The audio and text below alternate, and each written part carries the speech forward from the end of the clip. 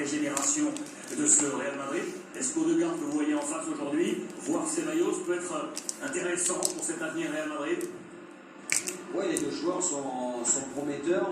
Ceballos, il a progressé, c'est ce qui me fait dire qu'il a le talent pour pouvoir jouer au Real, mais il est passé par là et il a eu du mal à s'y exprimer. Donc c'est un peu le cas d'Odegaard aussi, mais je ne sais pas, moi j'ai du mal à me prononcer parce qu'on parle là du Real, et quand on parle du Real, il faut vraiment des joueurs de très haut niveau, quoi.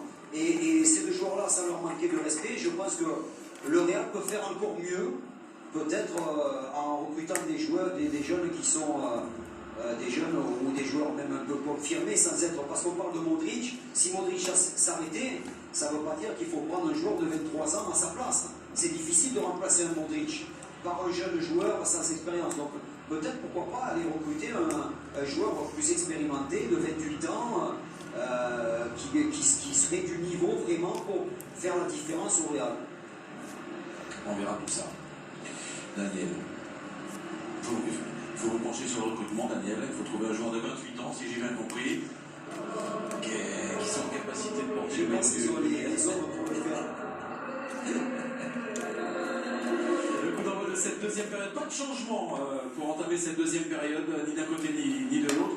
Ça va venir. Hein, ouais, mais Louis a raison, hein, les changements par rapport à la première période qu'on a vue du Real Madrid seront peut-être nécessaires et donneront certainement un coup de boost aux merengues qui ont été vraiment poussifs hein, dans la première.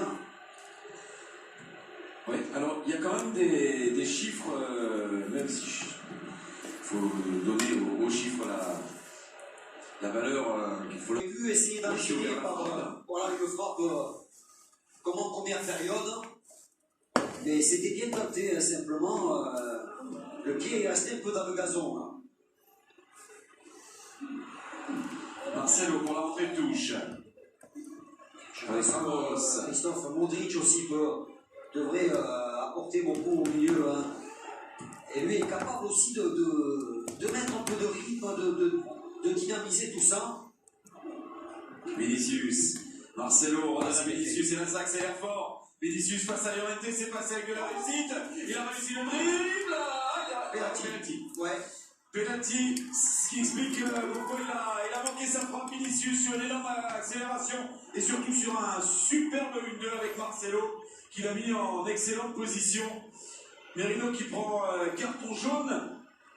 Mais il me semble que c'est Llorente qui fait faute. Par derrière, il lui approche le pied au moment de frapper. Regardez, il a d'abord un contre favorable, il fait petit bond et ensuite son pied est accroché par derrière. Déjà, il tente de l'accrocher en haut. Quelle belle action de Javier Estrada. Il avait déjà été le Brésilien bien en vue en première période.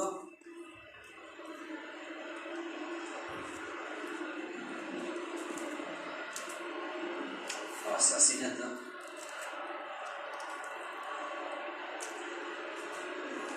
Ramos qui patiente.